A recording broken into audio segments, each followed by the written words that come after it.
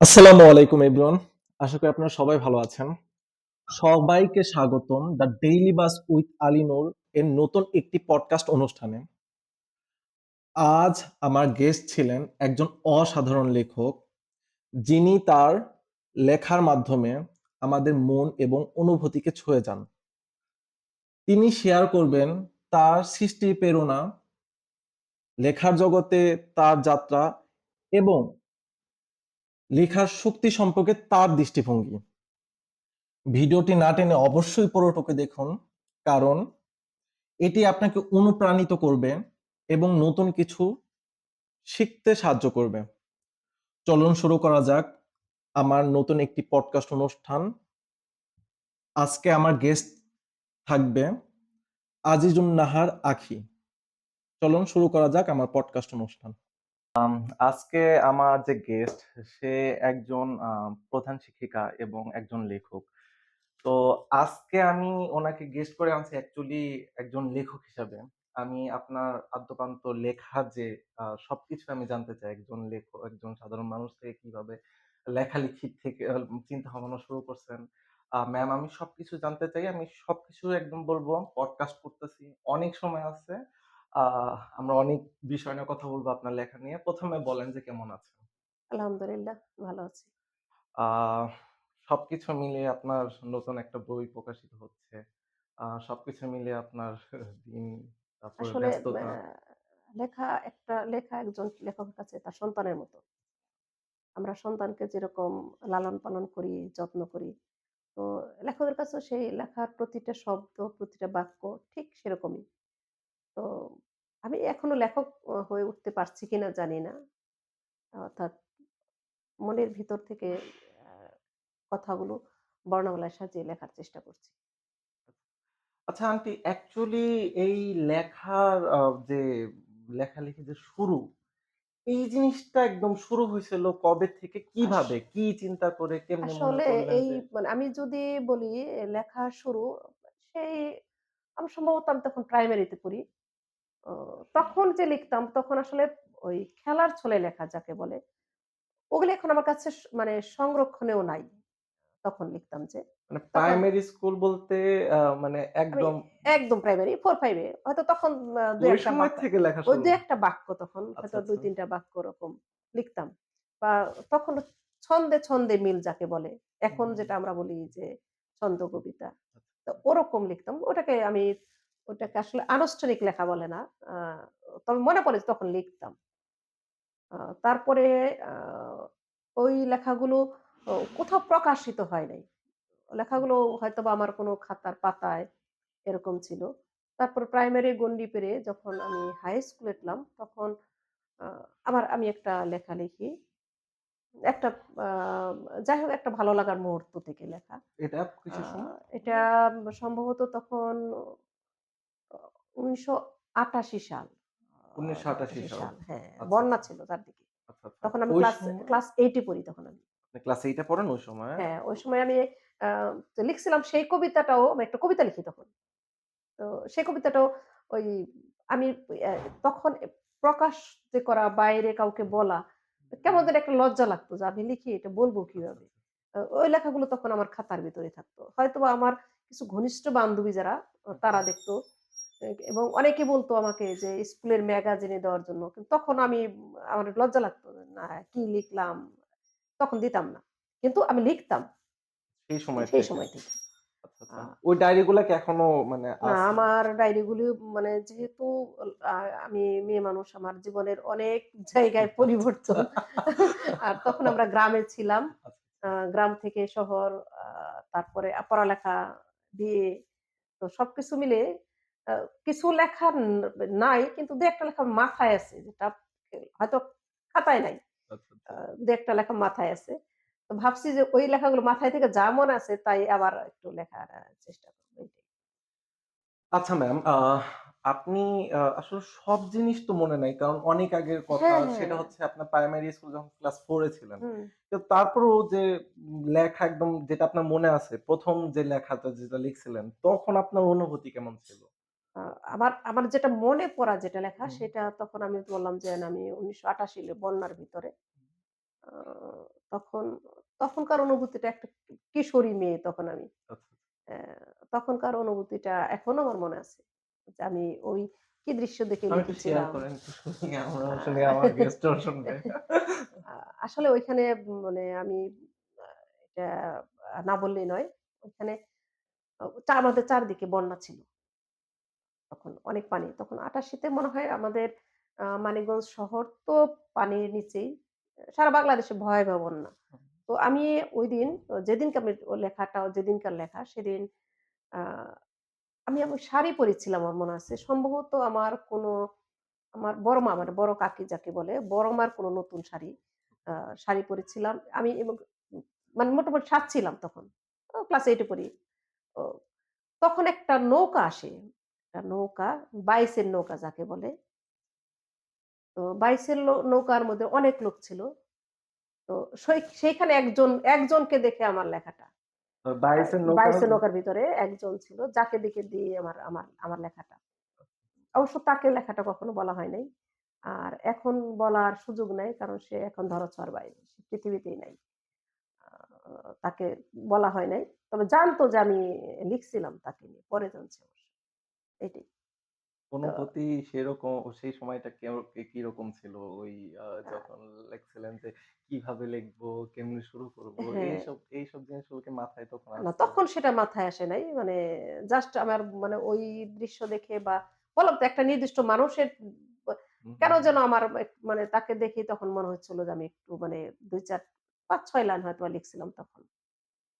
এইটা আমার মানে মনে পড়ার মধ্যে আ এই তো। একজন লেখক হিসেবে আপনার যাত্রার সবচেয়ে বড় অনুপ্রেরণা যখন একদম শুরু করছিলেন, কার কাছ থেকে ছিল? আসলে যখন আমি ছোটবেলায় লেখাটা আমি যদি বলি আসলে আমার লেখার যে হাতে খড়ি বলি বা যা বলি সম্পূর্ণ আমার বাবার দেওয়া। আপনার আব্বুর দেওয়া। হ্যাঁ, আমার বাবার দেওয়া। আমার আব্বা উনিও কি লেখক হ্যাঁ, ছিলেন? আমার আব্বা তো বীর মুক্তিযোদ্ধা ছিলেন আচ্ছা, আচ্ছা। এবং আব্বা কলেজের প্রিন্সিপাল ছিলেন ওকে। এবং আব্বা এই যে ২০২৩ এর ৩০শে জানুয়ারি আব্বা আমাদের ছেড়ে চলে যান। তো আব্বার আব্বা অনেক লিখতেন। আব্বার ধারে কাছেও আমি যেতে পারব না। কিন্তু আব্বার লেখাগুলো মানে আমার সবচেয়ে মনে পড়ে কি আমি যখন আ ইন্টারমিডিয়েট পড়ি, হুম। আমি ভারতেশ্বরী হোমসে লেখাপড়া করতাম হোস্টেলে থেকে। তো আব্বা আমাকে একটু চিঠি লেখে ওইখানে। ওইখানে চিঠি হতো কি, ওইখানে চিঠিগুলো সব মানে হোস্টেলের টিচাররা চিঠি পড়ে তারপরে কিন্তু আমাদের হাতে দিত। যদিও আমরা ইন্টার পড়তাম। কারণ ওই সময় যাতে এই যেটা প্রেমী যেটা বলি, এরকম কোনো সম্পর্কে যাতে আমরা না জড়াই, ওরকমভাবে চিঠিগুলি খোলা থাকতো। তো আব্বা আমাকে চিঠি লেখে। তো আব্বার চিঠির যে ১ম লাইন ছিল, আ "তুমি আমাদের ভালোবাসার ১ম গোলাপ।" মানে সে যে আ আব্বার ওই লাইনটা এবং আমার ওই চিঠিটা অনেক লিখছিল, অনেক বড় চিঠি লিখেছিল, অনেক উপদেশ দিয়ে, অনেক ভালোবাসা। তো সেই লেখাটা আজও আমার মনে পড়ে যে আব্বার ১ম আ বাক্যটাই ছিল, "তুমি আমাদের ভালোবাসার ১ম গোলাপ।" কারণ আমি আমার বাবার ১ম সন্তান। এবং আমার চিঠিটা আমার ফ্রেন্ড সার্কেল সবাই পড়ছিল যে, "আখির বাবা এত সুন্দর চিঠি লিখছে তার সন্তানকে।" তো ওই আব্বার যে ওই লেখা দিয়ে বলতাম যে, "আব্বা এত ভালো লিখে। আমি কি কোনদিন আব্বার মতো লিখতে পারবো কিনা?" মানে তখন থেকে মনে, মনে ভাবতাম যে, "না আমি আ আব্বার মতো লিখতে পারি কিনা?" আব্বার এবং আমার আব্বা কিন্তু আমরা যে এখন Facebook ব্যবহার করি, আমার আব্বা কিন্তু আমাদের চেয়ে আগে থেকে ব্যবহার করতেন। আব্বার যে প্রতিদিনের স্ট্যাটাস, আব্বার যে প্রতিদিনের লেখা, হুম। So smart. আ আচ্ছা। মানে আমার আব্বার মতো আমরা হতে পারি নাই। মানে চেষ্টা করলেও সম্ভব না। কিন্তু আব্বার ওখান থেকে আমার প্রেরণা বলি আর যাই বলি। তো আমার আব্বা নাই। আম্মা আছে। যদি আম্মা ভিডিওটা কখনো দেখে, তাহলে আমি আম্মাকেও বলছি এখানে একটা সবার মাধ্যমে যে, আমি যে তাদের ভালোবাসার ১ম গোলাপ এবং গোলাপ ধরতে গেলে এটাকে ক্ষত বিক্ষত হতে হয়। আমার জন্য আমার বাবা-মাকে অনেক ক্ষত বিক্ষত হতে হয়েছে, অনেক কষ্ট করতে হয়েছে। তো আমি আমার আব্বার জীবদ্দশা আব্বার কাছে ক্ষমা চাইতে পারি নাই। এখন বলি যে, "আব্বা ওপারে বসেও যদি আমার যে ভুল বা আব্বাকে কষ্ট দেওয়া হয়, আব্বার জন্য আমাকে ক্ষমা করে দেন। আর আম্মা যদি দেখে থাকে, আম্মাকেও বলব যে, "আম্মা তুমি আমাকে ক্ষমা করে দিও।" আমার এই গোলাপ ধরতে গিয়ে যে উনাদের যে কষ্ট হয়েছে তার জন্য আসলে আমি অ্যা যদি না জেনে না বুঝে কষ্ট দিয়ে থাকি তাহলে সরি আব্বা-আম্মা দুজনকে। না আমরা খুব সিরিয়াস একটা এনভায়রনমেন্ট এ চলে যাচ্ছি। আচ্ছা আপনার আব্বুর কি কোনো মানে কোনো বই বা এরকম বের আব্বার হইছে? ও পত্রিকায় লিখতেন আব্বা অনেক। আচ্ছা, কিন্তু আচ্ছা। আব্বার এরকম মানে গ্রন্থ যেটা আ এরকম গ্রন্থ আকারে যৌথ গ্রন্থ আছে মনে হয়। আমার কিছু লেখা আমরা হারিয়ে ফেলছি। আব্বার লেখাগুলি পাচ্ছি না। আমার খুব ইচ্ছা যে আব্বার সবগুলো লেখা নিয়ে হুম। আমি নিজে একটা আব্বার বই বের করব। যে আব্বার যতগুলো লেখা আছে। আব্বা অনেক পত্রিকায় লিখতেন। অনেক মানে ও দৈনিক পত্রিকায় মানে জাতীয় পত্রিকায় আব্বার লেখা। কিন্তু আ ওগুলো বই হিসেবে এখনো পর্যন্ত না বই বের হিসেবে এখনো নাই। সংকলনে আছে কিন্তু আচ্ছা, বই আচ্ছা। হিসেবে নাই। ম্যাগাজিনে আছে। পত্রিকায় যেমন অনেক লিখতেন আব্বা। একদম জাতীয় পত্রিকায় 'প্রথম আলো' থেকে হুম। শুরু করে এরকম পত্রিকায় আব্বা লিখতেন। আম এবং আব্বার এবং ইন্ডিপেন্ডেন্ট আব্বা ইংলিশ অনেক ভালো লিখতেন তো। তো আব্বার এইখানেও লেখা থাকতো। মানে কলাম যাকে লেখা বলে সেরকম লেখা লিখতেন আব্বা। আপনার ভাই-বোন কয়জন? আমরা ২ বোন ১ ভাই। আমি ওনরাও কি আ এই না ওরা লেখালেখির মধ্যে ওরা না লেখালেখি করে না। ছোট বোনটা ও শিক্ষিকা। আ ও ভালো গান গায়। আচ্ছা, আচ্ছা। যেটা আমি পারি না। আর ছোট ভাই ওদের একটা ব্যান্ড আছে গিটারিস্ট এবং ভোকালও ভালো কিন্তু সে সবাই সংস্কৃতির অ্যা একটা হ্যাঁ, আমরা চর্চার মানে মধ্যে মোটামুটি ছোটবেলা সবাই থেকে আছে। একটা মানে সাংস্কৃতিক চর্চার ভিতরে বড় হয়েছি। মানে তারপর আব্বা যতটুক চেয়েছিলেন আমরা অতটুক মানে আব্বার মতো হতে পারিনি। আব্বার চাওয়াটা আরো অনেক ব্যাপক ছিলেন। উনি চলে গেছেন কবে? ২০২৩ সালের ৩০ শে জানুয়ারি। রিসেন্টলি হ্যাঁ, রিসেন্ট আব্বার এই তো এই জানুয়ারি ৩০ থেকে ২ বছর হবে।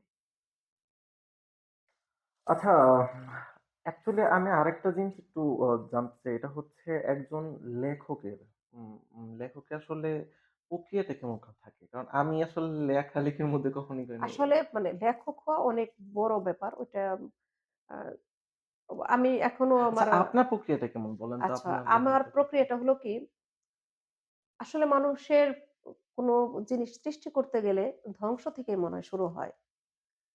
মানে সব যদি পরিপূর্ণ থাকে সেখানে কিন্তু নতুন কোনো কিছু সৃষ্টি হয় না। তো মানুষের জীবনে বেশিরভাগ লেখা মানুষের লাইফে কোনো দুর্ঘটনা, কোনো কষ্ট এরকম কোনো কিছু থেকে মানুষের এই সৃষ্টি যে সৃজনশীলতা। তো আমার লাইফেও কিছু ছিল। আ সেইখান থেকেই হয়তোবা আমার এই সৃষ্টি। আর বিশেষ করে আনুষ্ঠানিক লেখা যদি বলি, করোনাকালীন সময়ে যখন আমরা ঘরে বন্দি, হঠাৎ করে লিখতেছিলাম আমি। তো লিখতে তো আমি Facebook এ ২-১ টা লেখা পোস্ট করলাম। এবার আবার সবাই দেখি ভালো বলতেছে। এই তো শুরু হলো। তখন এই তো লেখা। তখন আ থেকে শুরু করলেন। তখন শুরু হলো। আর কবিতা লিখতে গেলে যেটা, কবিতা যদি আমি লিখতে যাই, যদি আমরা ছন্দ কবিতা লিখতে যাই, তার ব্যাকরণ আছে অনেক। অনেক ফরমেট আছে সেগুলো মেনে লিখতে হয়। আমি অবশ্য অনেকগুলো বই আমার কালেকশন এ আছে। এগুলো পড়ে চেষ্টা করেছি আয়ত্ত করার জন্য। ত্রিপদী ছন্দে লেখা, মাত্রাবৃত্তে লেখা, অক্ষরবৃত্তে লেখা এবং এমনকি আমাদের যে মাইকেল মধুসূদন দত্তের সনেট লেখা, আমি সনেটও লিখেছি। ওই দেখ পড়ে যে কিভাবে লিখছেন সেভাবে। আসলে কতটুকু করতে পেরেছি আমি জানি না। চেষ্টা করেছি এটাই। আর গদ্য কবিতা লিখতে গেলে আসলে যেটা মনে হয় যে তার ভিতরে ভাব গাম্ভীর্য, অনুভূতির প্রকাশটা বেশি থাকে। যেটা ছন্দ কবিতায় ছন্দ মেলাতে গিয়ে হুম। আ দেখা যায় যে ভাবটা ততটুকু আসে না, যেটা গদ্য কবিতার ক্ষেত্রে আসে। আর আ গল্প উপন্যাস আসলে জানি না কেউ কি লিখতে যে কি লিখেছি পাঠক বলতে পারবে। তো ২০২৩ সালে আমার পান্ডুলিপি জমা দিয়েছিলাম আমি ওই পুঁথি প্রকাশে। ২ টা পান্ডুলিপি ছিল। তো হঠাৎ করেই আমার জীবনে অনেক বড় একটা দুর্ঘটনা। ১ জানুয়ারিতে বাবা মারা যান এবং ডিসেম্বরে হাসব্যান্ড মারা যায়। আ আচ্ছা আমি রিসেন্টলি মানে আপনার বইটা দেখছি যেটার জন্য আমি হচ্ছে আপনাকে পাইছি আরকি। হ্যাঁ, এটা হলো 'রোদ্দুরের মেঘ' আরকি। হ্যাঁ, এটাই কি এরকম মাথায় কনসেপ্ট থেকে আপনার উপন্যাস লেখা? এর আগে কি কোনো উপন্যাস লিখছিলেন আপনি? আমার একটা উপন্যাস এটার আগে আরো ২ টা উপন্যাস আছে যেটা অপ্রকাশিত। আচ্ছা, আ হয়তো ভবিষ্যতে সেটা আসবে। ওকে। আ তো ওইখানে একটা উপন্যাসের নাম আমি দিয়েছিলাম 'পুনর্জন্ম'। আ তো ওইটা হয়তোবা চেষ্টা থাকবে ২৬ এ ইচ্ছা আছে। আ মানুষের জীবনে যে স্বাভাবিক চলাফেরা, আচার-আচরণ, তারপরে অভ্যাস, এইসব কি বই লেখার ক্ষেত্রে সহযোগিতা করে? হ্যাঁ, অবশ্যই লেখাটা হ্যাঁ, সবাই বলে যে লেখক মিথ্যা কথা বলে। আচ্ছা। এটা অনেকেরই ধারণা যে লেখক যে গল্প উপন্যাস লিখছে কল্পনা করে তাহলে মিথ্যা বলে। লেখক হ্যাঁ, মিথ্যুক। আমিও মানে অ্যা যাই বেশিরভাগই কল্পনা অ্যা হ্যাঁ, কিছু আছে বায়ো বায়ো হ্যাঁ, বুক গুলা তো যেগুলো আমার একদম এই 'রোদ্দুরের মেঘ' কিছু বাস্তবতা, কিছু আমার কল্পনা, কিছু সৃজনশীলতা নিয়ে লেখা। আর হয়তোবা কারো লাইফের সাথে মিলেও যেতে পারে। তো যদি কারো সাথে মিলে যায়, দুঃখিত কারো জীবন থেকে লিখি নেই। আ আমি আমার কিন্তু মতো আপনি করে লিখছি। বলতেছিলেন যে আপনার বাবা মারা গেছে না এই ছেলে এই গল্পে সেটা নাই। এইটা তো আরো আগে লেখা। মানে ওই কারণে আমি বইটা তখন ওই ২০২৪ এর বইমেলাটায় আমি বললাম যে, "না আমার মন মানসিকতা ভালো না। এটা থাক।" তখন ওইটা আরো তাহলে ২০২৪ এর বইমেলায় হয়তোবা আমার এই উপন্যাসটা চলে আসত। রোদ্দুরের মেঘ লেখার পিছনে কারণ কি ছিল? এটা হুট করে আ আসলে এটা হুট করেই আসা। হঠাৎ করে আ এখানে যে গল্পটার আমি যে গল্পটা শুরু ছিল সেটা হলো রোদ্দুর এবং মেঘ এই গল্পের প্রধান ২ টা চরিত্র। আ রোদ্দুর একটা ছেলের নাম আর মেঘ মেঘ হচ্ছে একটা মেয়ের নাম। তো মেঘলাই থেকে মেঘ। তো তো মেঘের পুরা নাম হলো মৌমিতা জাহান মেঘ। আমি যে আমার উপন্যাসে লিখেছি তার নাম। তো ওইখানে হয়েছিল কি ওই গল্পটার সূত্রপাত হলো হঠাৎ করে মোবাইলে একটা নাম্বার থেকে আছে না ব্যালেন্স আসে। হুম, তো এই ঘটনা ঘটছিল হলো আমার ক্ষেত্রে ঘটছিল। তবে এরকম কাহিনী না। ওকে। হঠাৎ করে আমার ফোনে আ এতো ব্যালেন্স আসে। তো ফোন যেখান থেকে আসে ওইখান থেকে উনি না, ওই দোকানদার আমাকে বলে যে, "আপু আপনার মোবাইলে তো এত টাকা ব্যালেন্স গেছে আপনি এখন দেন।" না আমি তো স্কুলে আছি। আমি এখন দিব কিভাবে? তো আমি দিলে পরে দিব। তো এরকম করে ঐখান থেকে ৩ বার আমার মোবাইলে ব্যালেন্সটা আসে। কিন্তু যার ফোন থেকে আসে সে কখনো সাহস করে আমাকে ফোন করে বলে নাই যে আমার ফোন থেকে গেছে। ওই আচ্ছা, আচ্ছা। দোকানদারি। পরে একবার বললাম কি যে, "আপনার ঠিকানা দেন। আপনার ঠিকানায় আমি কাউকে দিয়ে পৌঁছে দিব। আমি আর এই মোবাইলে দেব না।" তবে আমার এক টিচার দিয়ে তাকে পৌঁছে দিই। সেটা আচ্ছা। অবশ্য এখনকার ঘটনা। সেটা আরো প্রায় ১০ বছর আগেকার ঘটনা হবে। হুম, ১০ বছর আগেকার ঘটনা কিন্তু বলছি আমি। আচ্ছা, এখন না। সম্ভবত এই ঘটনাটা ছিল ২০১৩-১৪ হবে। তখনকার ঘটনা। ওকে। তো হঠাৎ করে এই গল্পটা লিখতে যেয়ে তো ওই মোবাইলের কথাটা মনে পড়ল আমার। তো মোবাইলটা আমার যে প্রেক্ষাপট ছিল এটা সম্পূর্ণ আলাদা প্রেক্ষাপট। তবে এইটার সূত্রপাত হয়েছিল এরকমই যে একটা ছেলের ফোন থেকে ওই লোড আসে ৳২০০ তো মেয়েটাকে যখন বলে, মেয়েটা বলে তো, "না আমি তো লোড করিনি। এবং আমার কাছে টাকা নেই আমি কিভাবে দিব?" তো যখন টাকা ভার্সিটিতে পড়ে ২ জনই। তো ওইখানে ওই টাকা লোড করতে যেয়ে তখন তাদের সাথে পরিচয়। ও আচ্ছা, আচ্ছা। আচ্ছা হ্যাঁ, মোটামুটি যতটুক জানলাম পুরা যে গল্প জানলে তো অবশ্যই আমরা বই কিনবো, পড়বো। আরো হ্যাঁ, অনেক কিছু আছে। তারপর আমি একটু রিকোয়েস্ট করতেছি যে আমার পডকাস্টে যতটুকু আরকি এই বই সম্পর্কে হুম, বলা পুরা বই তো অবশ্য অনেক বিস্তার লেখা যতটুকু একটু যদি শেয়ার করতেন হ্যাঁ, আরো কিছু। ওইখানে হয় হলো কি মানে যে গল্পের যে আমি মেঘ চরিত্রে ও আসলে ধনীর দুলালি। ধনীর দুলালি ক্যাডেট কলেজে পড়তো। আচ্ছা। আ তো ক্যাডেট কলেজে যারা পড়ে তাদের শৃঙ্খলিত জীবন। হুম, বাইরে চলাফেরা আ নাই বললেই মানে চলে। ওরকম নাই বললেই নাই চলে বললেই না। চলে। তখন তার ফোনে যখন এরকম একটা তো ও কি করে রাতের বেলা তো ওই ফোনটা আসে। তো সকাল ওইখানে পরের দিন থাকে ভার্সিটিতেও ওই পহেলা ফাল্গুন।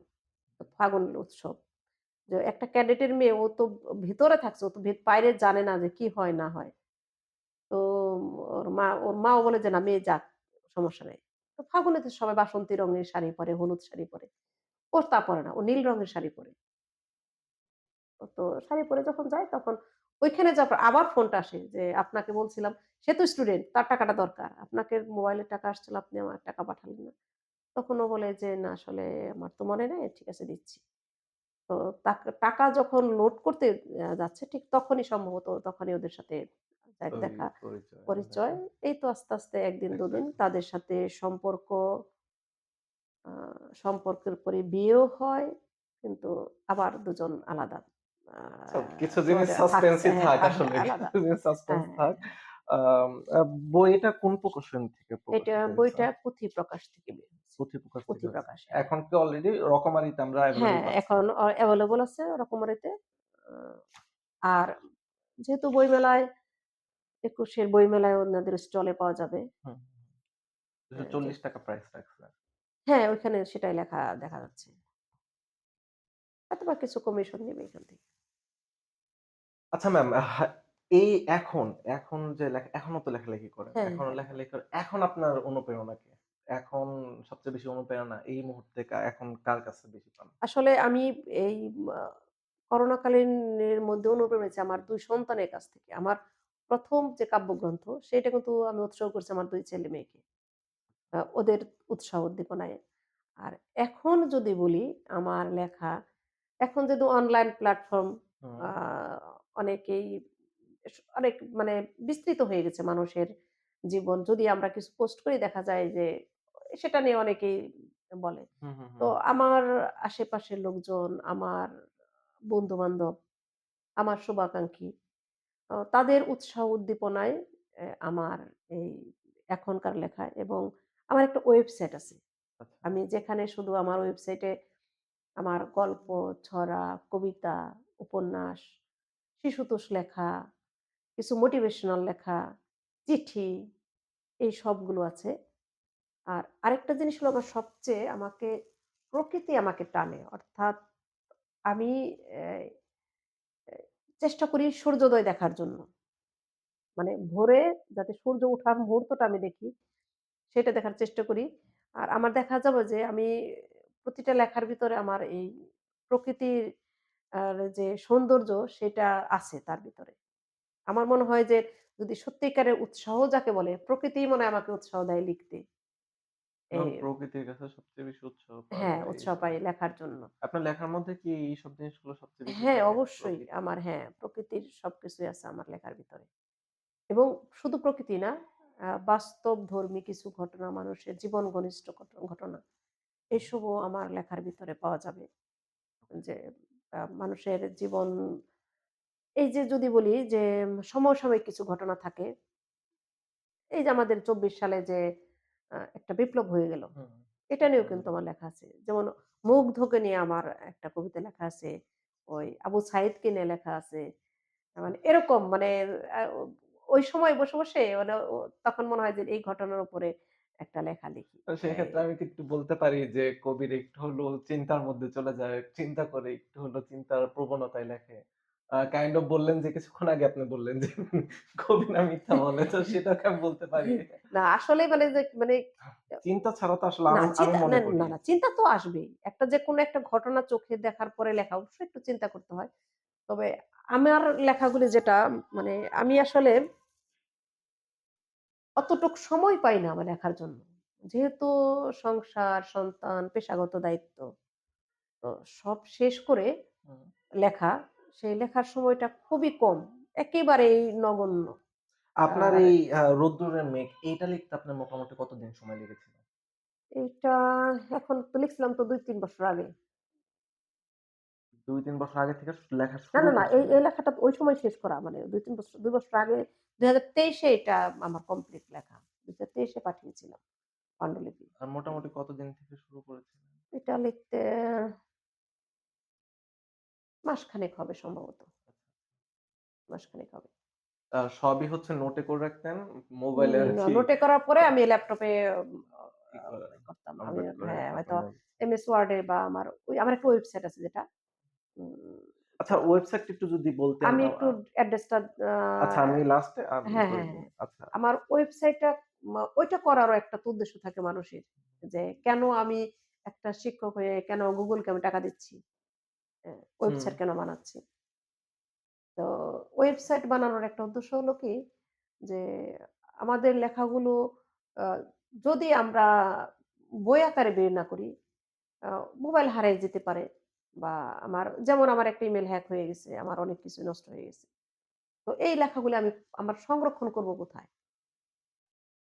তো আমার এক ছোট ভাই, ওর অনুপ্রেরণায় আ আমার এই এই অনলাইনে করা। মানে ওয়েবসাইটটা তৈরি করা ওকে। ওর অনুপ্রেরণায় এবং ওই আমাকে ওয়েবসাইটটা করে দেয়। অ্যা ওর কাছে কৃতজ্ঞ। মানে এটা বলতেই হবে। মানে অনেক কৃতজ্ঞতা যে সে এবং আমার ওয়েবসাইটটা এত সুন্দর হইছে দেখতে, মানে পরিচ্ছন্ন যাকে বলে। যে কেউ মানে ওইখানে অ্যা ঘুরলে মানে ভাল লাগবে তার। তো ওকে। ওইখানে ওই ওয়েবসাইটের ভেতরে আলাদা, আলাদা স্লট দেওয়া আছে যেখানে আমি আমার সবগুলো আলাদা, আলাদা মানে গল্প যেখানে গল্পই, কবিতার জায়গায় কবিতায়, উপন্যাসের জায়গায় উপন্যাস। আচ্ছা, আচ্ছা। এরকম করে, করে আমি লেখাগুলো ওখানে রাখছি। তো ইন ফিউচার একটা যে না আমার মানুষ আমরা বাড়ি-গাড়ি বানাই। তো আমি ভাবি কি আ অনলাইন ওইটা আমার একটা বাড়ি। যে আমি গুগলের কাছ থেকে একটা বাড়ি ভাড়া নিয়েছি। যেটা ভাড়া দিচ্ছি পার ইয়ার।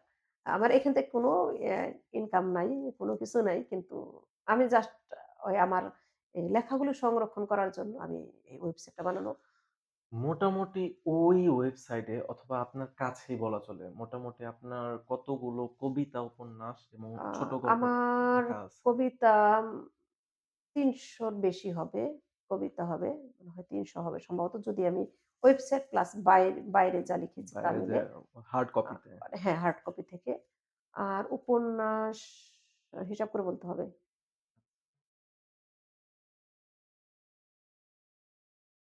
মানে এখনো কতগুলো উপন্যাস আছে মাঝপথে থেমে আছে। আচ্ছা, মানে আচ্ছা। শেষ হয়নি। ওটা জ্যামে আটকে আছে।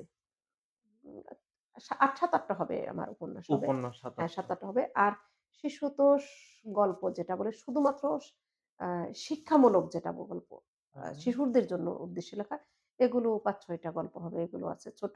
আবার কিছু আছে হলো শিশুর যত্ন ও বিকাশ। যেহেতু আমি প্রাথমিকের প্রধান শিক্ষক, শিশুদের নিয়ে কাজ করা। তো আমার একটা চিন্তা আছে যে আমার কিছু লেখনীতে যদি আমি আমার শিশুদের যে কিভাবে যত্ন নিতে হয়, তাদের বিকাশ সম্পর্কে যদি আমি লিখতে পারি, তাহলে হয়তোবা ভবিষ্যতে কারো কাজে লাগলেও লাগতে পারে। নাও পারে। জাস্ট আমার সেই চিন্তা ভাবনা থেকেই আমার এই আ মানে শিশুর যত্ন বিকাশ নামে একটা স্লটই আছে ওইখানে লেখা। তারপর কি করলাম আমি, এই কিছুদিন আগে মনে হলো যে কিছু মোটিভেশনাল কথাবার্তা যেহেতু লিখি এগুলোর জন্য তখন আরেকটা স্লট হ্যাঁ, খুললেন। আরেকটা স্লট ওইখানে অনুপ্রেরণা লেখা স্লট আছে। আর আরেকটা হচ্ছে চিঠি লেখা। খোলা চিঠি যেটা আ আমার কয়েকটা খোলা চিঠি লিখছি। আচ্ছা, খোলা চিঠি এগুলো কতগুলো আছে মোটামুটি এগুলি ওয়েবসাইটে? ওয়েবসাইটে মাত্র ২ টা লেখা জমা আছে। আমার হার্ড কপি আছে। কিন্তু ওয়েবসাইটেও যে আমি একটু সময় পাচ্ছি না তো এখানে ওগুলো যেন দিতে দিয়ে হচ্ছে জমা না। হয়নি। আ ওইখানে ২ টা বা ৩ টা হবে ওয়েবসাইটে দেওয়া মোটামুটি আছে। কয়টা বললেন? খোলা চিঠি একটা আর হচ্ছে আমি আপনার বলি শিশু এখানে ১ম এ কবিতা আছে একটা, কবিতা, গল্প, গল্প, উপন্যাস, উপন্যাস, আ শিশুর যত্ন ও বিকাশ, শিশুর যত্ন বিকাশ, তারপরে হইলো এ আরেকটা শিক্ষামূলক, শিক্ষামূলক, শিক্ষামূলক যেটা আর অনুপ্রেরণা চিঠি। অনুপ্রেরণা চিঠি। চিঠি মানে আমার মানে ৭ টা স্লট হ্যাঁ, আপনার। ৭ টা আচ্ছা, স্লট আচ্ছা। আছে। আরো স্লট আছে এখানে যেটা যেমন আমার প্রকাশিত গ্রন্থের একটা স্লট আছে। আমার পরিচয় সম্পর্কে একটা স্লট আছে। এসব লেখা আছে। ওইখানে ঢুকলে দেখা যাবে যে আমার কোন, কোন বই বের হইছে বা কোন, কোন আমি আবার পত্রিকায় কিছুদিন মাঝে, মাঝে একটু লিখছি। আমাদের আ মানিকগঞ্জের যে পর্চা, পর্চায় নিয়মিতই লিখতাম। আচ্ছা, আ আচ্ছা। ওইখানে লেখা আছে। আচ্ছা, বিভিন্ন ধরনের যে লেখা লেখেন, এটা প্ল্যানিং গুলা কিভাবে রাখেন? আসলে মানে এটা বললে মানুষ বলবে কি যে, "কি বলতেছে? এত দ্রুত লেখে কিভাবে?" আসলে আমি আ পরিকল্পনা করে লিখি না, কখনোই না। মানে প্ল্যান হয় না। আমি দেখা যাচ্ছে যে সকালবেলা আমি যখন হাঁটতে যাই আমাদের আ মানিকগঞ্জ শহরের কাছেই তো কালীগঙ্গা নদী, হ্যাঁ, বেউথাতে। বেউথা। তো আমার এই নদী নিয়ে না হলেও আমার মনে হয় যে কমপক্ষে ২০ টা কবিতা আছে নদী নিয়ে লেখা। এবং সবগুলো কবিতা ব্রিজে দাঁড়িয়ে লেখা।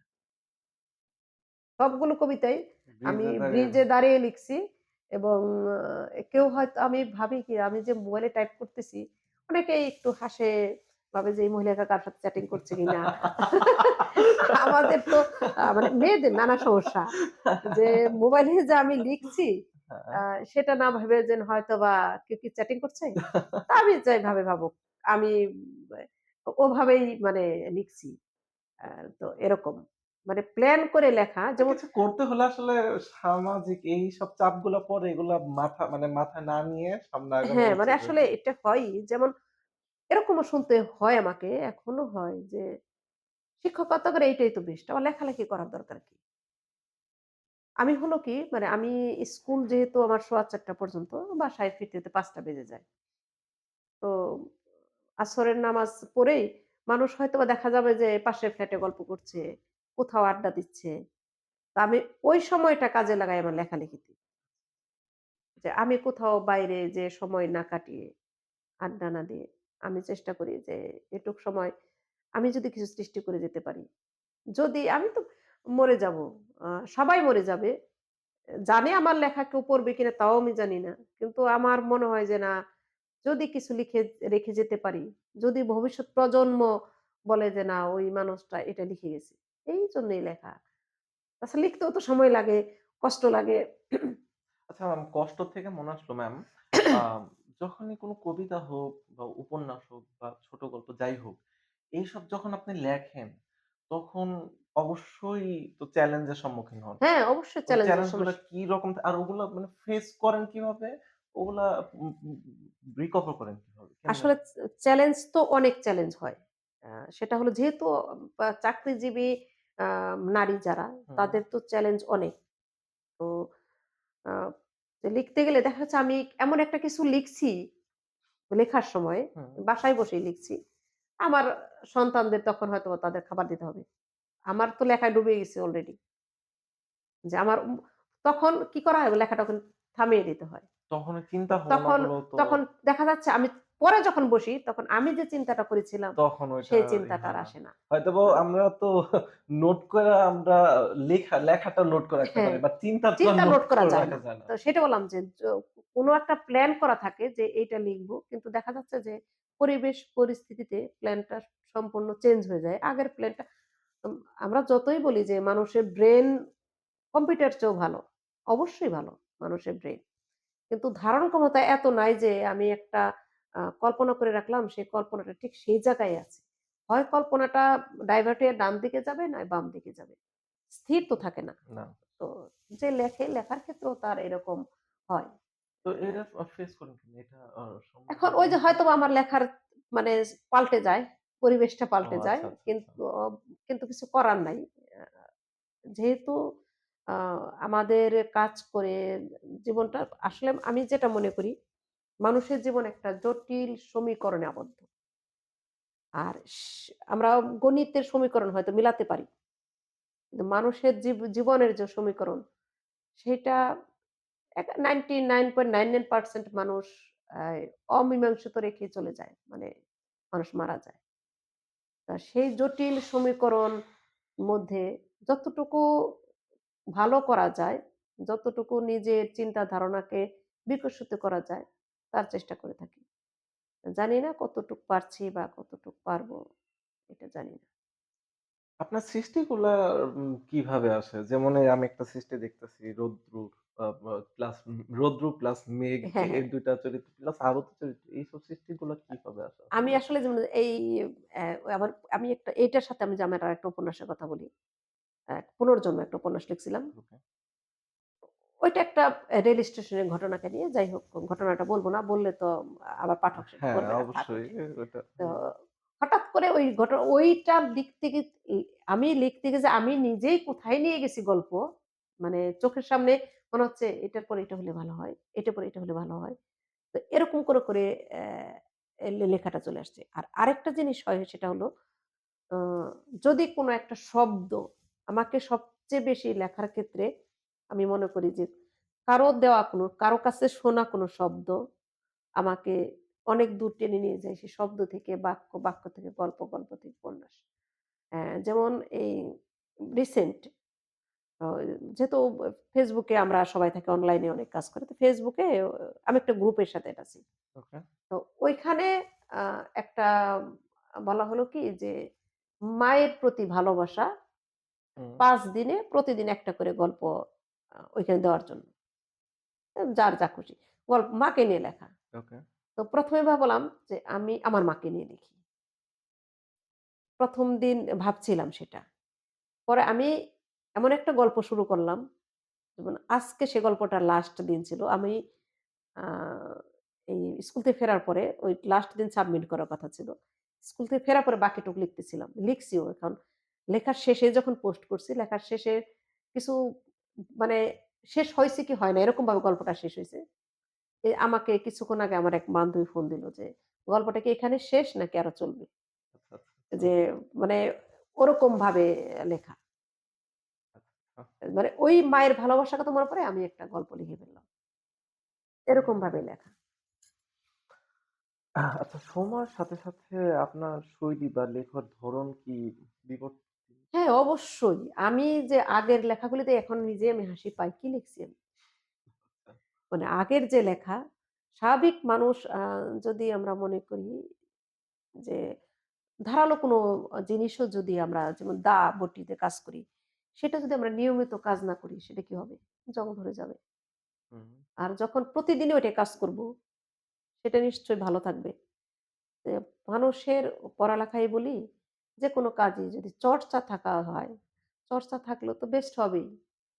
যত অনুশীলন করবে যেকোনো বিষয়ে মানুষ। আমরা যখন বীজগণিত করতাম তখন আমাদের কি বলত? ফর্মুলা টেবিলের সামনে হুম, আটকে রাখার জন্য যাতে হুম, হুম, তোমার বীজগণিতের ফর্মুলা যাতে তুমি ভুলে না যাও। ভুলে যাওয়া। তো সে লেখার ক্ষেত্রেও যদি আমার ওই আগের লেখা যদি দেখি, আমিও হাসি পাই যে আসলে কি আমার আ এইরকম মনে হয় লেখা ঠিক ছিল না। তো মনে হয় দিন, দিন আস্তে, আস্তে লেখার শৈলী হয়তোবা ভালো হচ্ছে কিনা জানি না। কতটুকু ভালো হচ্ছে। তো আমার নিজের কাছে মনে হয় যে না আমার আগের চেয়ে এখন লেখার বাড়ছে। মানে মান মনে হয় আগের চেয়ে একটু ভালো হচ্ছে।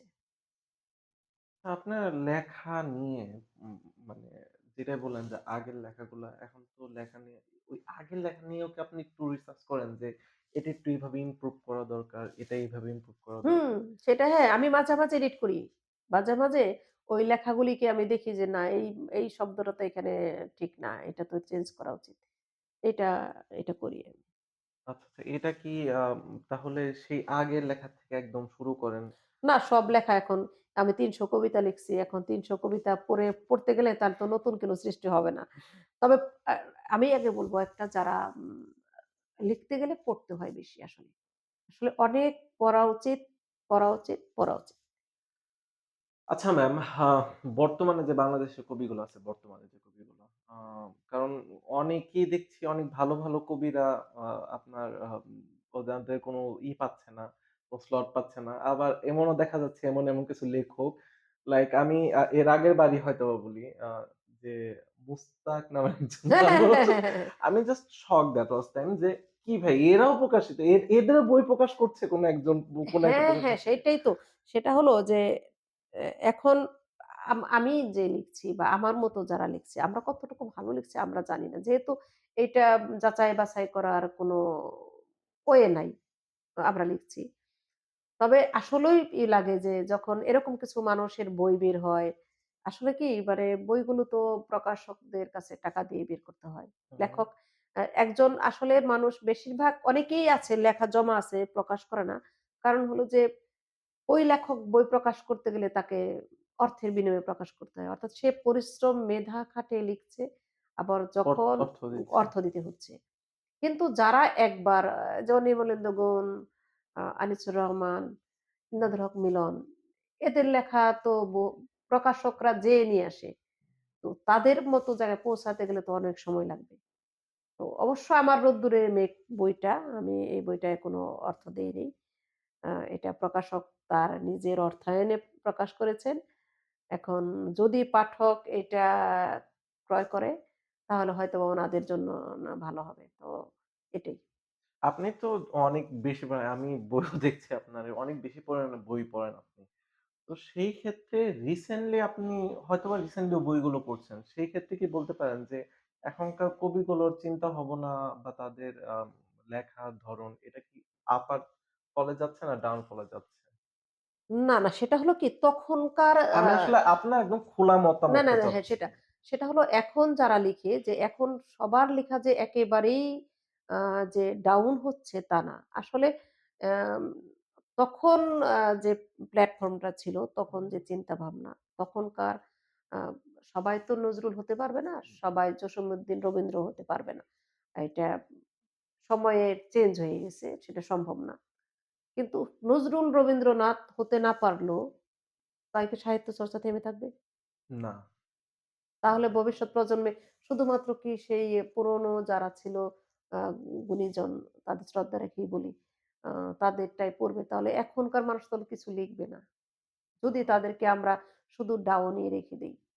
তাহলে আমাদের কি করতে হবে? যারা এখন বর্তমানে যারা আম সমৃদ্ধ হয়েছেন যারা, আমার মনে হয় তারা যদি একটা উদ্যোগ নেন, আমাদের মতো নবীন লেখক যারা, এ তাদেরকে যদি সুযোগ দেওয়া হয়, তাহলে আমার মনে হয় যে বেটার কিছু আশা করা সম্ভব। আমি দেখি এখন ফেসবুকে কিছু, কিছু ছেলে মেয়েদের লেখা দেখি বেশ ভালোই লেখে ইয়াং জেনারেশন। একটা ছেলে হাবিব মনে হয় নাম। কি কি হাবিব হাবিব মনে আছে। যাক উনার লেখা দেখলাম ভালোই লিখে।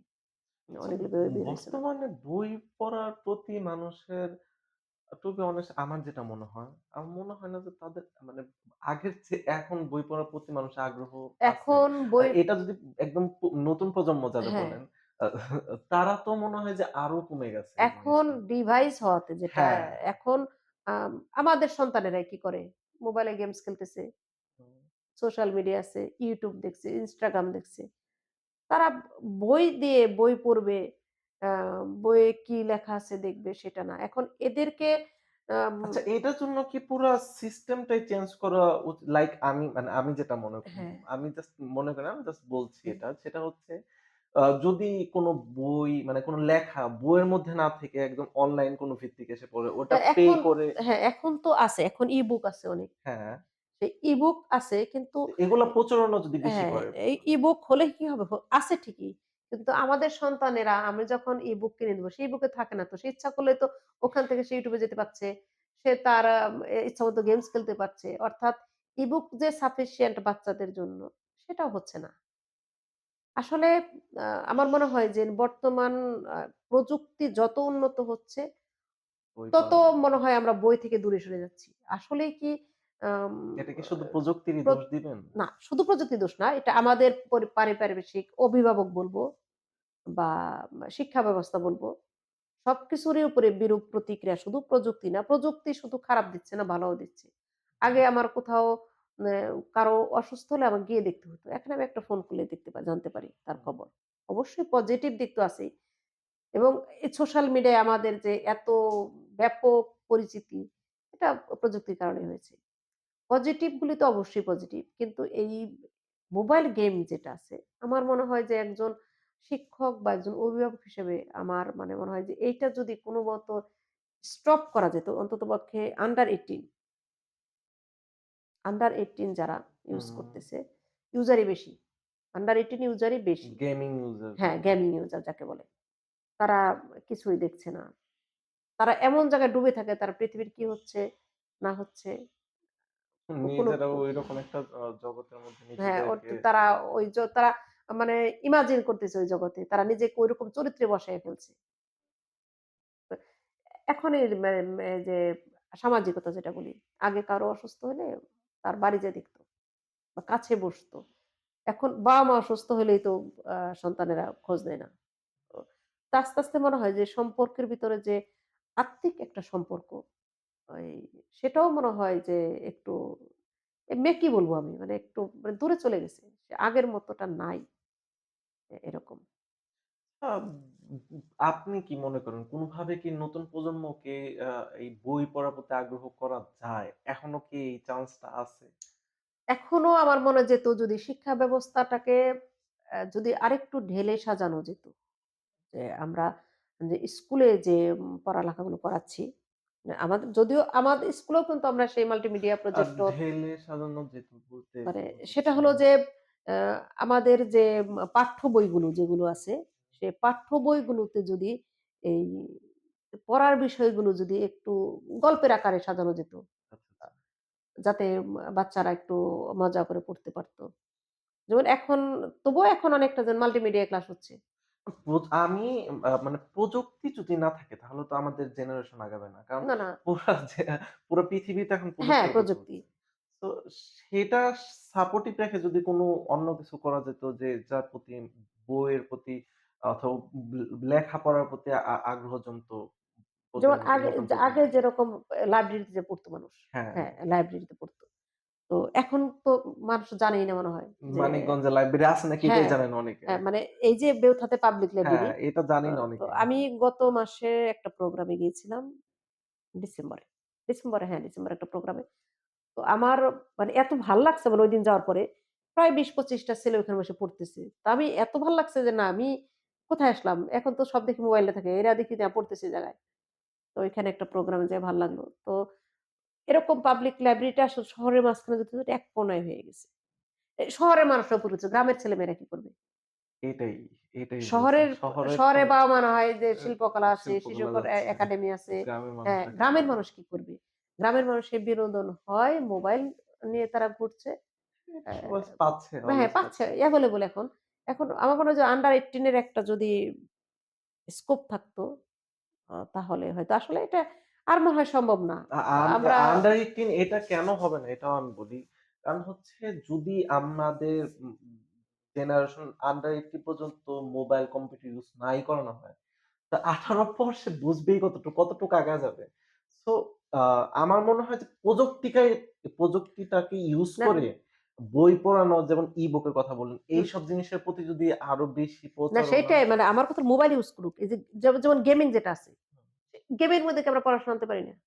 অফ কোর্স যেটা গেমিং যেতে ওইখানেই যদি আ উম অ্যা মানে যাতে পড়াশোনা মানে আমি পাঠ্য বইয়ের কথা বলছি না। যাতে তার লাইফের কিছু শিখতে পারে। এই গেমিং এর মাধ্যমে। সেই গেমিংটা যদি সেরকম করা যাইত, তো তাহলে মনে হয় যে না, থাক হ্যাঁ, ফোন ইউজ করতেছে করুক। ম্যাম আ মনে হয় যথেষ্ট পরিমাণে ভুক্তভোগী হ্যাঁ, আমি গেমিং এর। ভুক্তভোগী। হ্যাঁ, ইস! আমি খুব ভুক্তভোগী। এর জন্যই আমি চাই না যে এটা যে স্টপ হয়ে গেলে সবচেয়ে ভালো। আসলে এটা কাইন্ড অফ আমরা বলতে পারি যে আ লাইক আমরা তো মোবাইলটা আমরাই দিচ্ছি। হ্যাঁ, আমরা দিচ্ছি, আমরাই আমরা দিচ্ছি। দিচ্ছি। কারণ মোবাইলগুলোর রেজিস্ট্রেশন এবং সিমগুলোর রেজিস্ট্রেশন আমাদের হচ্ছে আমাদেরই হ্যাঁ। হচ্ছে। তো এইটা আসলে পরিবর্তন আ এইটার মাধ্যমে যেটা বললেন আপনি যেটা যে এগুলার মাধ্যমেই যদি কোনো আ লেখাপড়া শিক্ষণীয় যে হ্যাঁ, লেখকের যেমন বিভিন্ন আমরা যদি এমনও হতো যে না ওদের বলা হলো যে তুমি তুমি গেমস দেখতেছো, তুমি নিজে একটা তৈরি করো তো। হ্যাঁ, যে তোমার গেমস অন্য মানুষ দেখবে। সেটা তোমার গেমসটা পড়ালেখার মাধ্যম নিয়ে করো। মানে এরকম যদি কিছু মানে হোমওয়ার্ক যদি স্কুলের মধ্যে পাঠ্য বইয়ের সাথে থাকতো যে না এরকম গেমের মাধ্যমে তুমি এইটা করবা। হুম, এইটা এটাই। সমস্যার সমাধানটা করে নিয়ে আসবা।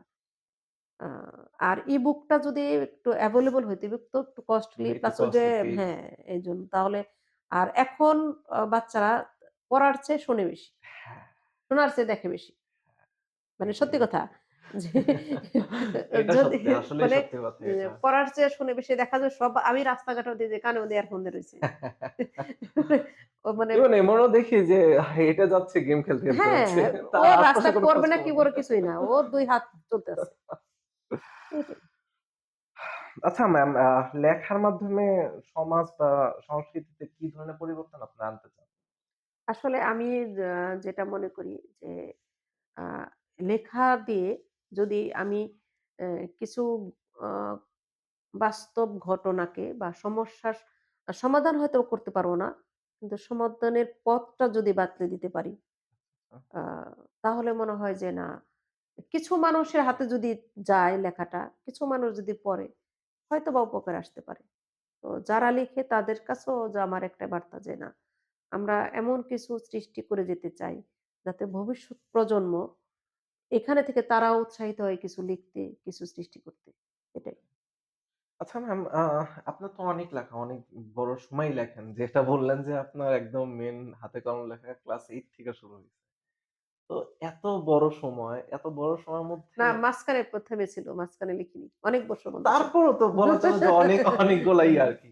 তো এখান থেকে যদি একদম লেখার সবচেয়ে পছন্দের কোনো একটা অংশ আপনার মনে আছে অথবা আপনি শেয়ার করতে চান?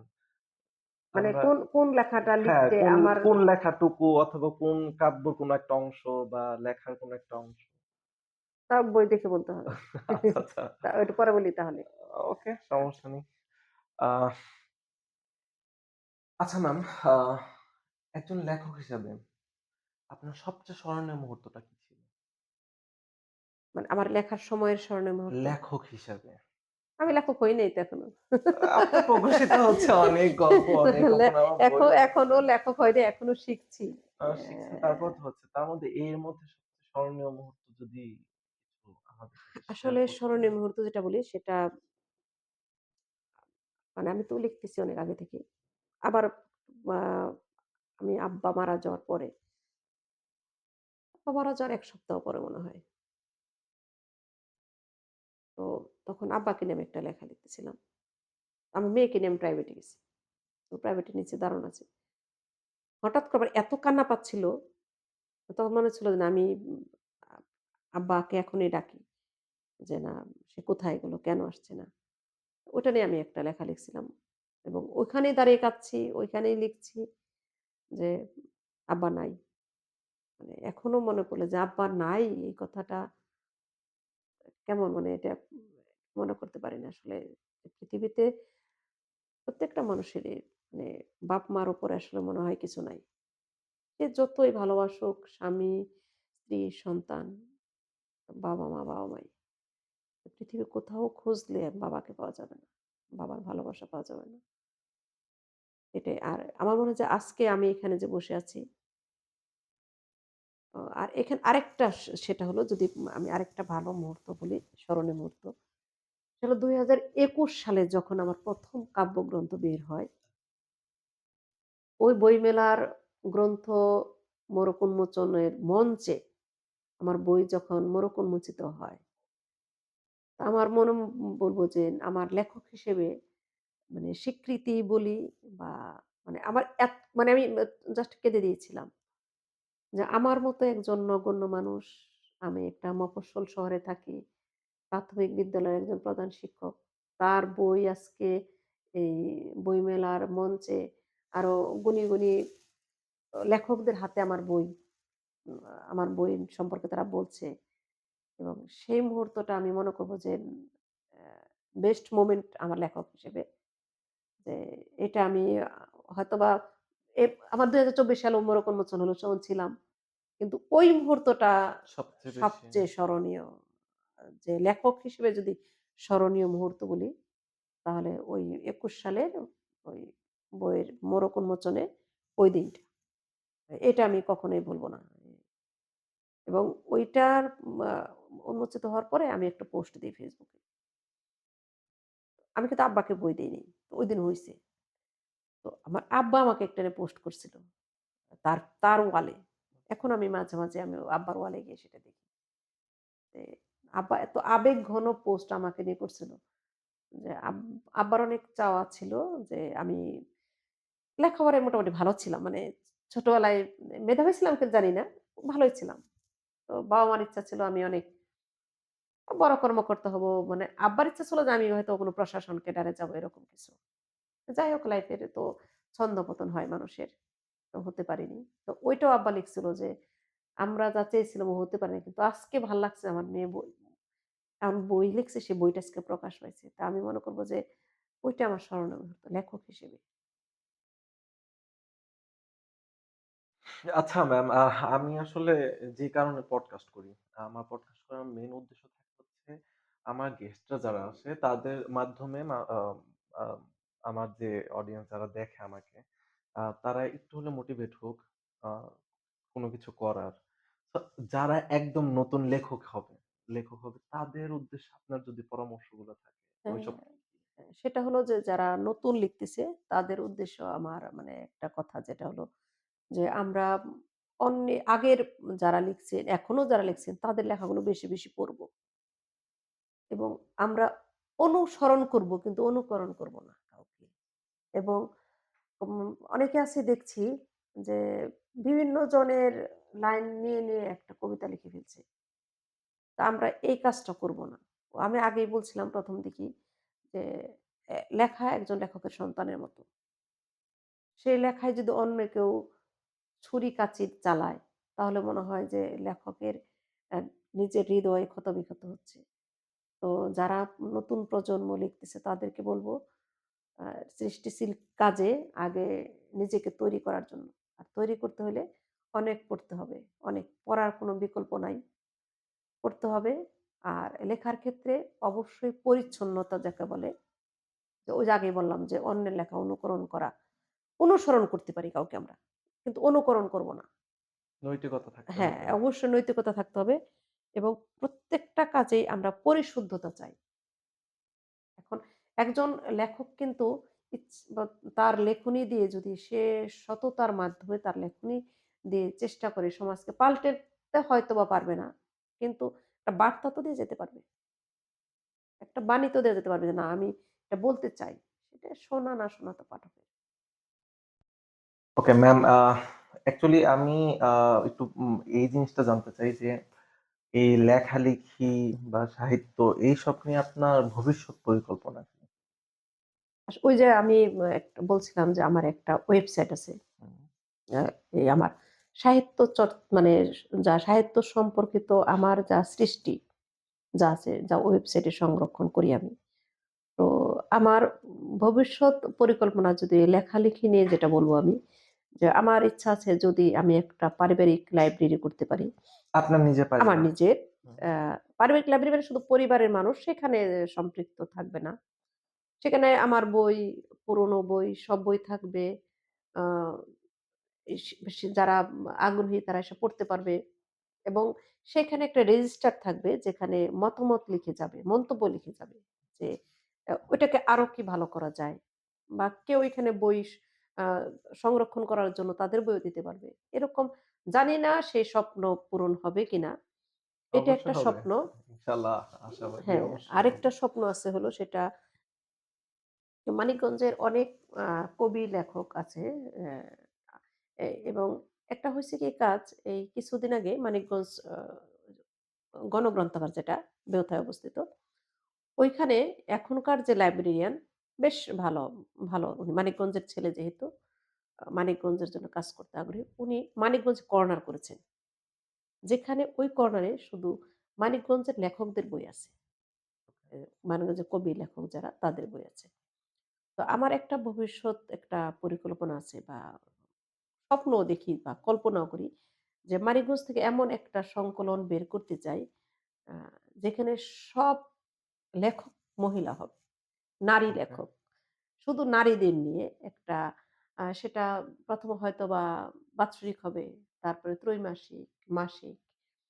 সেখানে একটু ২-১ জনের সাথে আমার কথা হয়েছে যে আমরা যে কর্মজীবী নারী যারা আছে এবং এ প্রত্যন্ত এলাকায়ও যে আ সংগ্রামী নারী আছে বা নারীদের জীবনগাথা যেটা সেই জিনিসগুলো তুলে ধরার জন্য একটা যদি এরকম কিছু করতে পারি, একটা পত্রিকা না ঠিক সংকলনের মতো যদি করতে পারি এবং সেটা যদি আ মানিকগঞ্জের পাবলিক লাইব্রেরিতে থাকে বা যারা গুণীজন হুম, তাদের সম্পৃক্ততা থাকে, সেটা একটা পরিকল্পনা আছে। হয়তোবা ২৫ এ পারব কিনা জানি না। ওকে। মানে এটা মানে পরিকল্পনা আছে। পরিকল্পনা আপনার রাখছেন হ্যাঁ, এটার। একটা স্বপ্ন দেখি যে খুব এটা করার তাড়াতাড়ি জন্য। হয়তোবা এটা করবেন। হয়তো আর হচ্ছে আরেকটা পরিকল্পনা যেটা আপনার নিজের হ্যাঁ, লাইব্রেরি একটা থাকবে। লাইব্রেরি সেটা আমি তো ভাড়া বাসায় থাকি। তো নিজের বাড়ি নাই যেহেতু। যদি গ্রামেও কোথাও করা যায়, যদি এরকম একটা ইচ্ছা আছে। বা এখানে যদি আমার সাথে অন্য কেউ যুক্ত হয়, মানিকগঞ্জের যারা কবি লেখক আছে, তারা যদি এই আজকের এই ব্রডকাস্ট দেখে থাকেন, তাদেরকেও বলব যে যদি এরকম কিছু কাজে আমাকে তারা সহযোগিতা করেন, তাহলে অবশ্যই আমি তাদেরকে সাদরে গ্রহণ করব। ম্যাম, এই লেখালেখির পাশাপাশি অথবা লেখালেখি ছাড়া অন্য কোনো সাহিত্যকর্মে কি আ যাওয়ার প্ল্যান আছে? না আসলে মানে যেহেতু আ আমি একটা পেশাগত দায়িত্ব পালন করি এবং আমি আমার পেশাকে যথেষ্ট সম্মান করি, শ্রদ্ধা করি, ভালোবাসি, সময় দিই। আমি আমার পেশার খাতিরে মানে অন্য কোনো কাজকে প্রাধান্য দেই না। যখন আমি ওইখানে থাকি। তো সেহেতু আর অন্য কোথাও সম্পৃক্ততা হওয়ার সময়টা আমার নাই। তবে মানিকগঞ্জে একটা জাদুঘর হয়েছে একটা, সেটা মান্দটিয়া হুম, হুম, হুম। একটা জাদুঘর। ওইখানে আজীবন সদস্য হয়েছি আমি। যে ওইখানে মাঝে, মাঝে আ যদি উনারা ডাকেন, ওইখানে যাওয়ার চেষ্টা করি। আর আরেকটা কাজ হলো সেটা হলো অনেক বড় একটা স্বপ্ন দেখেছিলাম। সেটা দেখেছিলাম তাও প্রায় ২০-২৫ মানে আমার সন্তানদের জন্মের আগে ২০-২৫ বছর আগে। আমি না, আমার স্বপ্নের সাথে আরেকজনও ছিল। সে এখন নাই। তো স্বপ্ন দেখেছিলাম যে আমাদের তখন সন্তান হয় নাই। আ এখানে আরেকটা কথা হলো আমার বিয়ের প্রায় ১১ বছর পর আমার ১ম সন্তান। ও আচ্ছা, মানে আচ্ছা, আচ্ছা। আমরা ইচ্ছা করে নেইনি। এটাও মানে ইচ্ছা অবশ্য আল্লাহ পাক দেয়নি। ইচ্ছা করে নেইনি বলে ওরা এটা ঠিক হবে না। তখন ইচ্ছা ছিল যে আমরা আমাদের গ্রামে, ওদের যেহেতু জমি আছে, আমাদের গ্রামে আমরা একটা আশ্রম করব। একেবারে অবহেলিত মানুষদের জন্য। এ এটা বাণিজ্যিকভাবে নেওয়ার জন্য না। আমি যদি ৫ জনকেও রাখতে পারি, ৫ জনকে আমি রাখব। কিন্তু সে স্বপ্নটা মানে অধরাই থেকে যাবে। সেই স্বপ্নটা পূরণ করার জন্য যা দরকার হুম, আ সেটা এখন আর হয়তোবা হবে না। এখন ভবিষ্যতে যদি আমার সন্তানরা যদি আমার হতে পাশে পারে। দাঁড়ায়, হতে পারে। আ এইটা মানে আর চেষ্টা করি মানবিক কাজে নিজেকে সম্পৃক্ত রাখার জন্য। এরকম যেকোনো মানুষের সেবা করার জন্য। আরেকটা কথা বলি সেটা হলো যে আমরা যারা মুসলমান বা অন্যান্য ধর্ম যেটা আছে যে কাউকে দান করা। দান মানে শুধু অর্থ দিয়ে নয়। যে টাকার অর্থেই দান করতে হবে তা না। আমি যদি একটা ভালো পরামর্শ দিয়ে কাউকে আম উপকার করতে পারি, হুম, পাশে থাকতে পারি সেটা কিন্তু একটা আমার দান। বা আমার কোনো ভালো আচরণ বা আমি কোনো কায়িক শ্রম, অর্থ যে সবসময় অর্থ দিয়ে মানুষকে পাশে দাঁড়ানো যায়, সেটা আমি বিশ্বাস করি না। যে যেহেতু আমার অর্থ নাই। আর অর্থ থাকলে আমি করতাম কিনা জানি না। এখন মনে হয় যে অর্থ থাকলে আমি ও অমুকরে এত টাকা দিতাম, ওরে বাড়ি করে দিতাম, ওরে গাড়ি কিনে দিতাম। এখন ইচ্ছা হয়। তখন হতো কিনা আমি জানি না। তবে এখন যেহেতু আমার যেটা ইচ্ছা যে আমার আমি যাতে মানুষের পাশে থেকে মানুষকে হেল্প করতে পারি। সেটা যদি কায়িক শ্রম দিয়ে তাও করতে পারি। ভালো পরামর্শ দিয়ে উঠতে পারে। ভালো কোনো কথা দিয়ে, আমার কোনো লেখা দিয়ে। তো মানব সেবায় মোট কথা যে আমি আমার ভবিষ্যৎ জীবনটা একদম মানব সেবায় নিয়োজিত করতে চাই। এখানে আর কোনো কিছু নেই। এটা হলো বড় চাওয়া। অনেক ভালো চাওয়া ম্যাম। অনেক ভালো চাই। এইসব জিনিসগুলো যদি পরিপূর্ণতা পাক, এটা আমারও কামনা। আমিও চাই যে আপনার এই জিনিসগুলো খুবই তাড়াতাড়ি পরিপূর্ণতা পাক।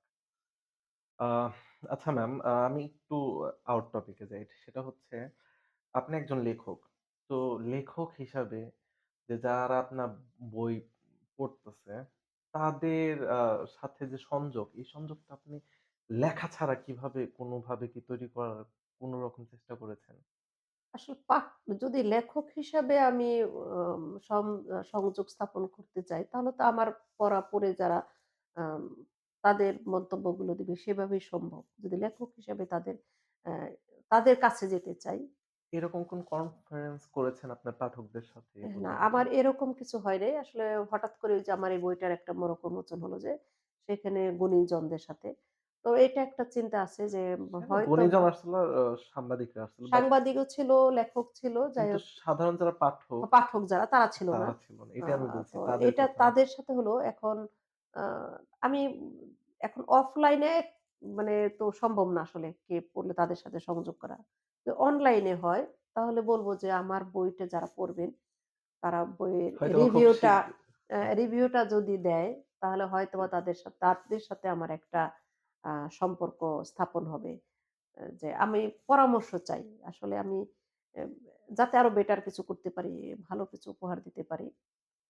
সেটা যদি হয় তাহলে ভালো হয়। তো সমসাময়িক বাংলাদেশের সমাজে মানে এখন যে পরিস্থিতি, সেই জায়গায় একজন লেখকের ভূমিকা আপনি কিভাবে দেখেন?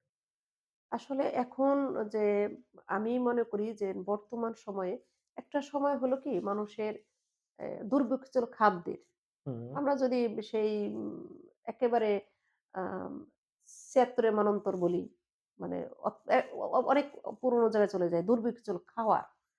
তারপরে কি হলো একটা কি রুচির দুর্ভিক্ষ। যে মানুষের রুচিশীলতার এমন পর্যায়ে চলে গেল যে মানুষ আম রুচিসম্মত কাজের মধ্যে নাই। মানুষ মন যা চায় তাই করতেছে।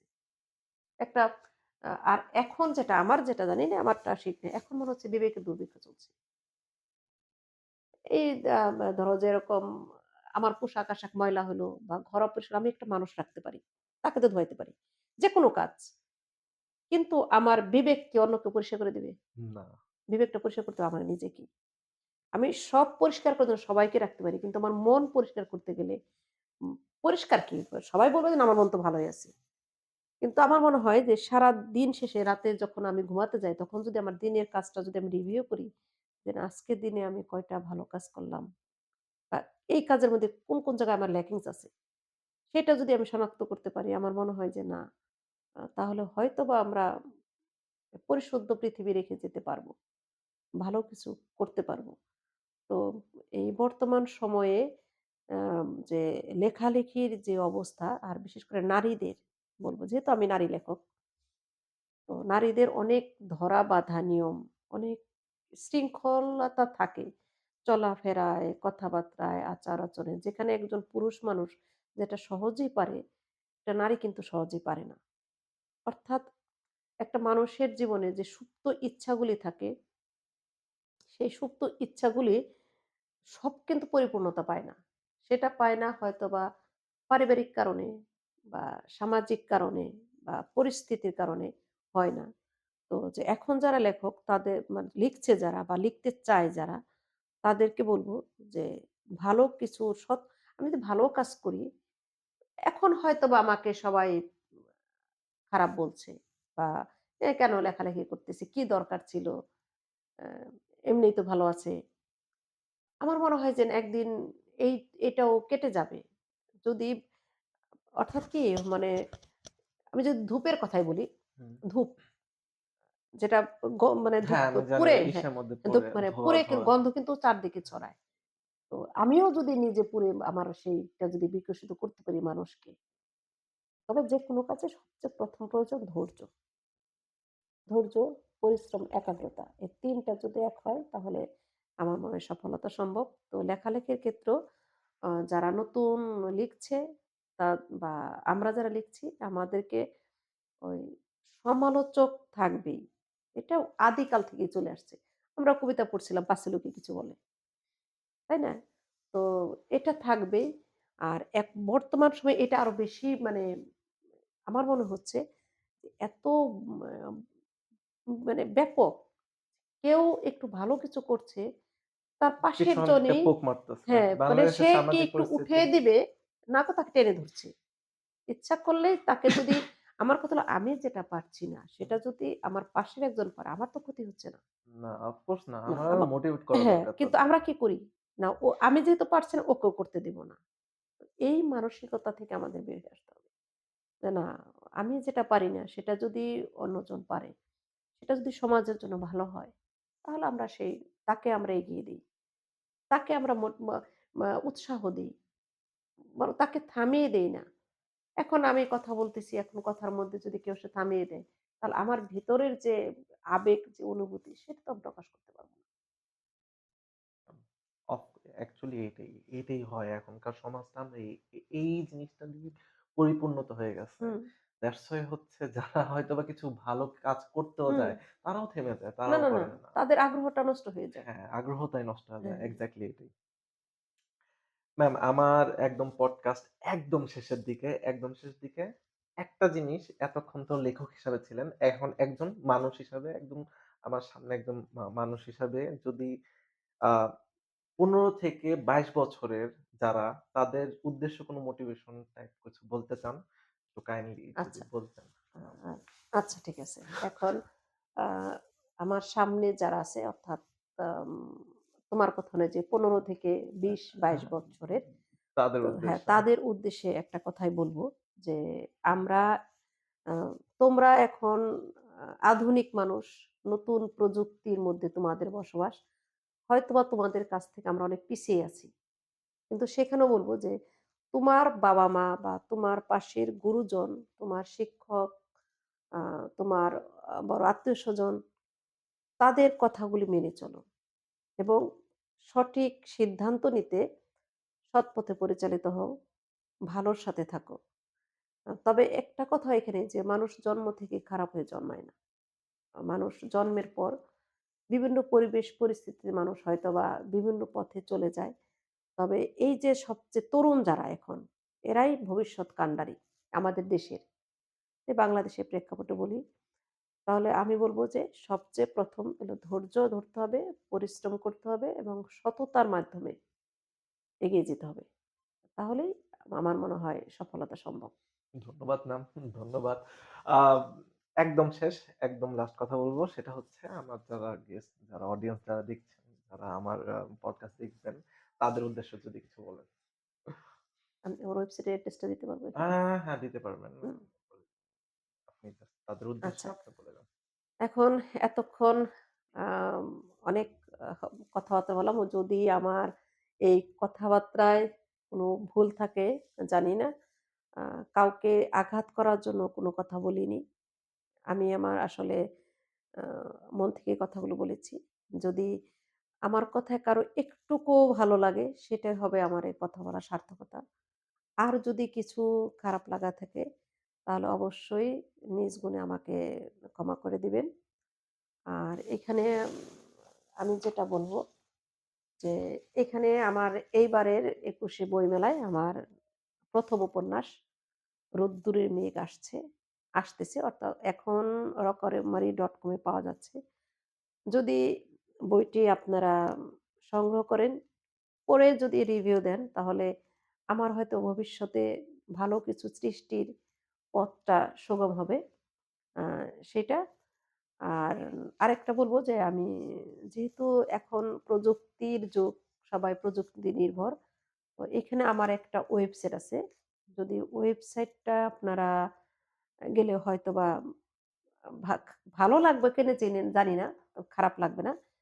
তো সে অ্যাড্রেসটা ওইখানে লিখে দিলে হবে? হুম। আ আচ্ছা। তো সবাইকে ধন্যবাদ। এতক্ষণ আমার এই বকবকানি সহ্য করার জন্য। আসলে যেহেতু প্রাথমিকের শিক্ষক আমি, আমি একটা আমি সাঁওতাল সরকারি প্রাথমিক বিদ্যালয়ের প্রধান শিক্ষক এবং এই আজকে কয় তারিখ? ৯ তারিখ। জি ম্যাম। গতকাল ৮ তারিখে আমার শিক্ষকতা জীবনে ২২ বছর পূর্ণ হয়েছে। অর্থাৎ দীর্ঘ সময় আমি শিক্ষকতা পেশায়। অর্থাৎ শিক্ষকতা মানেই শিক্ষকরা বকবক করে বেশি। হয়তোবা আজকেও আমি অনেকক্ষণ কথা বললাম। আ আপনাদের বিরক্তির কারণ হতে পারি। তো সবাইকে ধন্যবাদ। আসসালামু আলাইকুম। ধন্যবাদ ম্যাম। আপনি এত বড় একটা লম্বা সময় আমাকে দিলেন। আমার পডকাস্টে আসলেন। আপনার কাছে অনেক কিছু জানতে পারলাম, অনেক কিছু শিখতে পারলাম। এবং যেটা হয়তোবা আমি হয়তোবা আপনার সামনে না আসলে কখনোই জানতে পারতাম না। এত কিছু, এত উত্থান-পতন এবং হচ্ছে একটা লেখার ক্ষেত্রে কতটুক আ জিনিস পার করতে হয়, কিভাবে চিন্তা-ভাবনা করতে হয়, সবকিছুর জন্য ধন্যবাদ। obviously এত বড় সময় আমাকে দিয়েছেন, তার জন্য ধন্যবাদ। দর্শকদের উদ্দেশ্যে এটাই বলতে পারি যে, আপনারা 'রোদ্দুরের মেঘ' আ এটা হচ্ছে পুঁথি প্রকাশনী থেকে হচ্ছে পাবলিশ হবে। এইবার গ্রন্থমেলায় এবং রকমারি.com এ এভেইলেবল হচ্ছে। এটা এখনো পাওয়া যাচ্ছে। সো আপনারা পড়েন, বইটা পড়ে অবশ্যই রিভিউ দেন ম্যামকে। আর অবশ্যই আমার পডকাস্টের সাথে থাকেন। এরকম আরো যদি গেস্ট পেতে চান অবশ্যই সাবস্ক্রাইব করেন আমার চ্যানেলটাকে। সবাই ভালো থাকবেন, আমার জন্য দোয়া করবেন। আম এই বলে আমি আমার পডকাস্ট শেষ করছি। আসসালামু আলাইকুম। বাংলাদেশ চিরজীবী হোক।